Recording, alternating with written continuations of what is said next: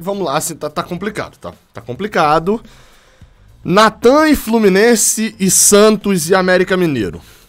Tudo que você precisa saber sobre isso e algumas outras informações. Não está tudo perdido. Não está tudo acertado. A decisão, dia 31 de dezembro, a gente vai ter que falar aqui sobre decisão do jogador, da onde ele vai jogar. Tá tudo nas mãos do jogador. Você vai entender tudo aqui nesse vídeo do Raiz Tricolor. Além disso, além das atualizações de Natan, algumas outras notícias. O destino de Egídio.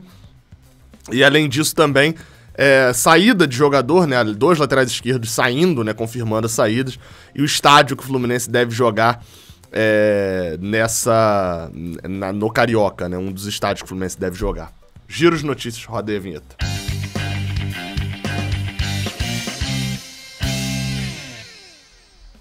Eu sou Gabriel Amaral, eu sou jornalista por formação e sou tricolor de coração. Deixe seu like aqui embaixo se você curte aqui o Raiz Tricolor e se inscreve aqui também no canal. Se você curte o canal, na verdade, você se inscreve. O like é opcional. Sempre, Gabriel, tanto faz, pra mim tanto faz. Beleza? Vamos falar das notícias. A gente começa no último dia do ano. Se não tiver atualização de Natan, não tem mais vídeo, mas vai ter, dia 31, certeza que tem. A gente começa falando sobre as outras notícias um pouco menores para te atualizar de tudo. Não aconteceu só o assunto Natan nos últimos dias, aconteceram outros assuntos também. Dentre eles, a despedida de vez de Matheus Mascarenhas.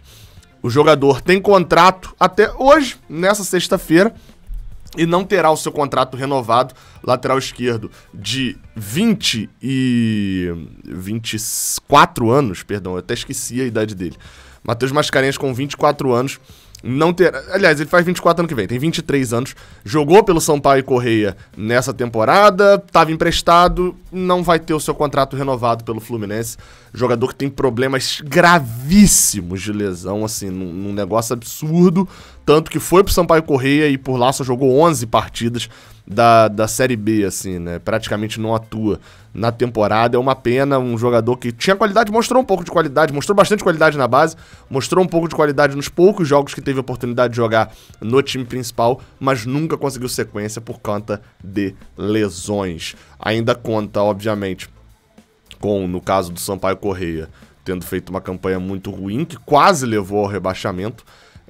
Atuou muito pouco por lá. Vamos ver agora como é que vai ser o futuro dele. Ele fez um post lá bem emocionado, agradecendo os 14 anos. Pô, de 23, ele passou 14 dentro do Fluminense. Enfim, fez lá um agradecimento todo ao Fluminense, que sempre foi muito... Assim, o Fluminense tratou Mascarenhas da melhor forma que pôde. O cenário é esse. Mas, infelizmente, o jogador tem um problema grave no joelho. Vamos ver pra onde ele vai a partir de agora. Outro lateral que também se foi, mas a gente meio que já sabia, fica só como uma atualização, se você não sabia ainda.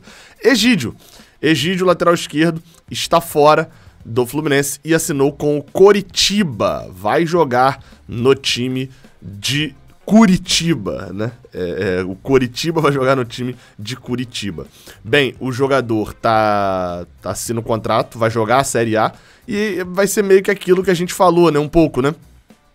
Que no caso de Egídio, ele ainda tem uma qualidade ali pra jogar a Série A, mas não no nível que a gente quer, não é o jogador do nível que a gente quer.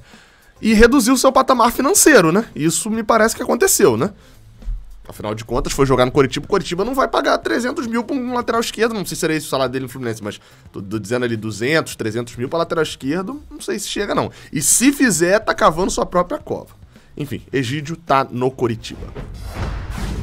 E a outra notícia, que também dessa só de mais de atualização, mas essa cabe uma análise, é uma notícia do Vitor Lessa, de que o Fluminense...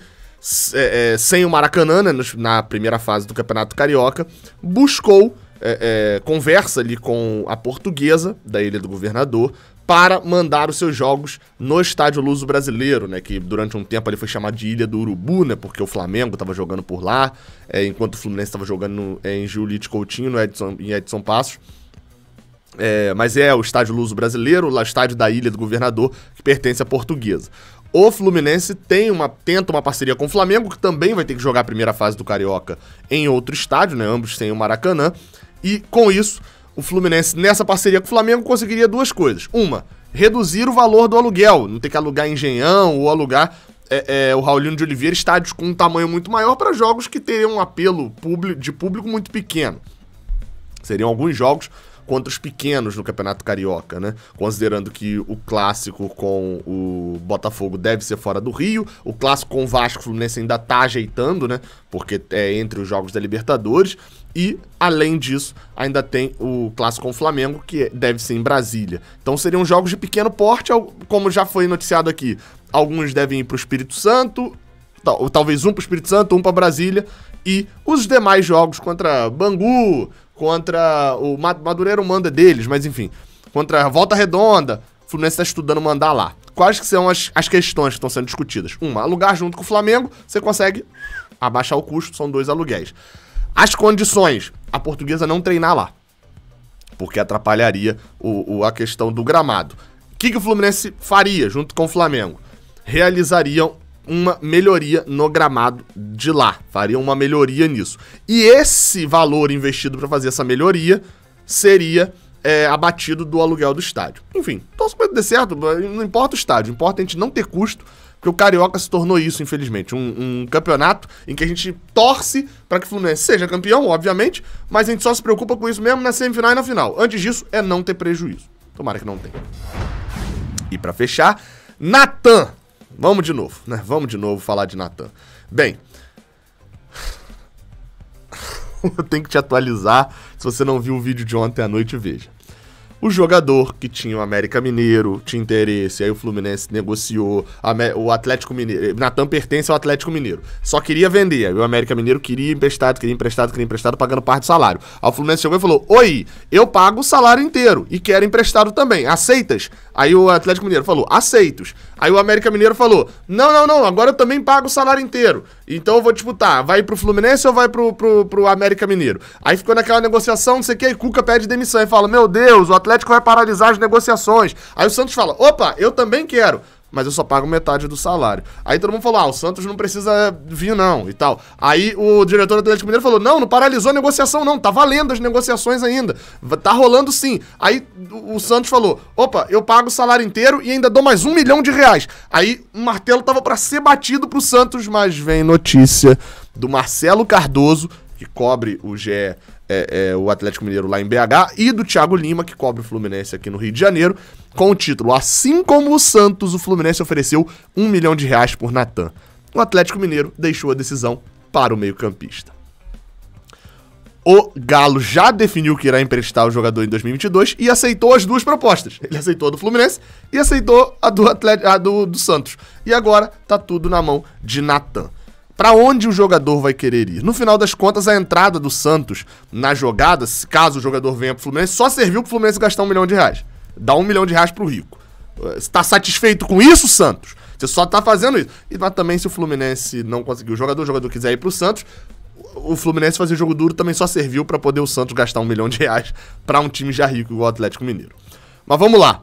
Qual que é a questão agora? Natan tá passando férias lá em Santa Catarina e deve tomar sua decisão em breve. Ou seja, quando ele aparecer, ele toma sua decisão. O Meia, isso tá na matéria aqui, o Meia tem o hobby de pescaria. É o principal hobby dele, por isso que o apelido dele é até pescador e tal. E ele gosta de lugares mais sossegados. E aí pessoas ligadas, né, ao jogador dizem que ultimamente não tem conseguido ter contato com ele. Talvez isso pese a favor de Santos, apesar de Santos ser uma grande... enfim, uma grande cidade também, né? Não é igual o Rio, mas enfim. Enfim, qual que é o cenário? O América Mineiro também quer. E ele é um cara muito sossegado, um cara muito cabeça, e que pode pesar o fato dele ter ficado um tempão pra se adaptar em BH e agora tá adaptado. E aí ele querer ficar ainda em Belo Horizonte. O que pesa a favor do Santos? Ele ser camisa 10 de um clube gigantesco no Brasil, mas que vai jogar Sul-Americana. O que pesa a favor do Fluminense? Uma proposta de financeiramente um pouco melhor e o fato dele ser o camisa 10, acho que ele não chega sendo o 10, porque a 10 deve continuar com o Ganso, infelizmente, né? Mas chega sendo talvez não na teoria, mas de fato, o camisa 10. Chega para ser o 10 do Fluminense e ser titular. O Fluminense fazendo esse investimento, acho que mais do que nunca fica bem claro de que o jogador chega para ser titular, só perderia a posição se jogasse muito mal.